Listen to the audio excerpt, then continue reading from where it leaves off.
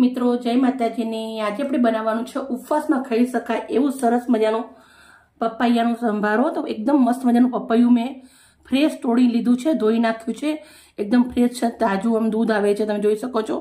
આનો આપણો સંભારો બનાવવાનો છે ને આલુ ચિપ્સ અને સંભારાનું આપણે સરસ મજાનો વિડીયો બનાવવાનો છે। તો આલુ ચિપ્સ બી આપણા જોડે રેડી છે, કેવી રીતે બનાવવું છે, શું બનાવવું છે એ તમને બતાવું છું। પપૈયું આપણે સેહત માટે મિત્રો બહુ જ સરસ રહે છે, હેલ્થ માટે, એટલે આપણે પપૈયું ખાવું જ જોઈએ। પણ જ્યારે તમે આ કાચું પપૈયું ખાઓ, તમારા આંતરડાના અંદર કંઈ પણ જાતની તકલીફ હોય, તમને પેટ ના સાફ થતું હોય, ગેસ થતો, કબજિયાત થતું હોય, એમના માટે બહુ જ સરસ રહે છે અને એકદમ ઓછા ટાઈમના અંદર બની અને રેડી થઈ જાય છે। ઓછો ખર્ચો, ઓછો ટાઈમ, અને તમને ગેસની ગોળી પણ ના લેવી પડે ક્યારે, એકદમ મસ્ત મજાનું મુલાયમ પેટ અને આંતરડા થઈ જશે તમારા। તો આપણે આવી રીતે પપૈયાને મસ્ત મજાનું પહેલાં છોલી લેવાનું છે। ગાંઠિયા પાપડી જોડે તમે સંભારો ખાઓ જ છો, પણ આવી રીતના એકવાર જરૂરથી બટાકાની વેફર જોડે ખાજો, બહુ જ સરસ લાગે છે। આજે હું બટાકાની વેફર જોડે આને સર્વ કરવાની છું, પણ સૌથી પહેલાં આપણે આને કટ કરવાનું છે। કટ કરી પછી આપણે આને છીણી લેવાનું છે।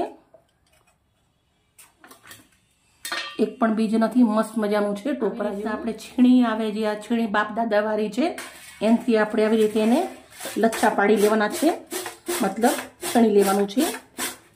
આવી રીતે લાંબુ એને છીણી લેશું।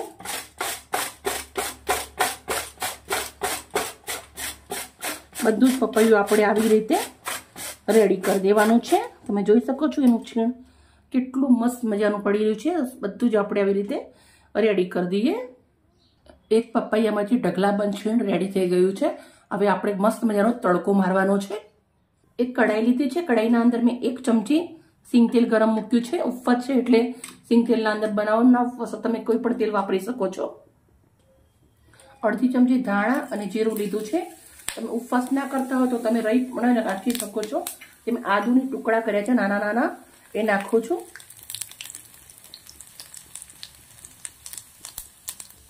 ચાર લીલા મરચા લીધા છે, તીખા છે, સમારીને લીધા છે। લીમડાના પાન છે 2 થી 3 નંગ।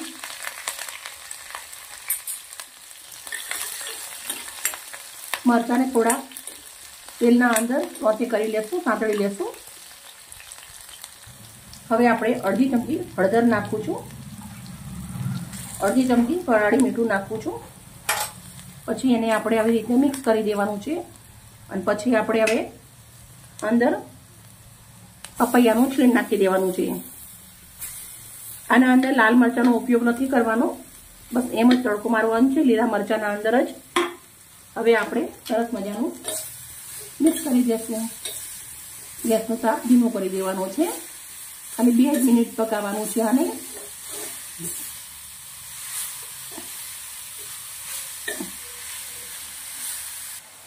ચાલો, આપણો સંભારો રેડી થઈ ગયો છે। હવે ગેસને બંધ કરી દઉં છું અને આપણે કાચું લીંબુ નીચવી દેવાનું છે અંદર।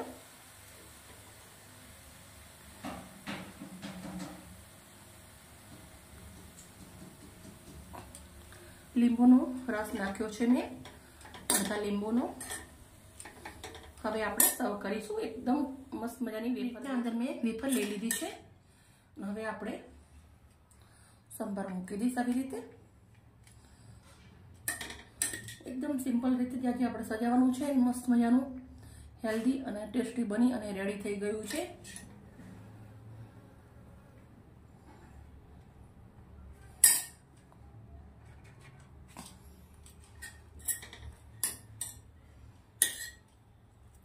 મિત્રો આપણે આવી રીતે ખાવાનું, જો આવી રીતે સજાઈ અને ખાવાનું એકદમ સુપર અને ટેસ્ટી લાગશે। મિત્રો અમારી વિડીયો, અમારી મહેનત સારી લાગતી હોય તો પ્લીઝ એક લાઈક કરજો, દોસ્તોને શેર કરજો, અમારા ઘરે જરૂરથી બનાવીને ખાજો। Okay, by.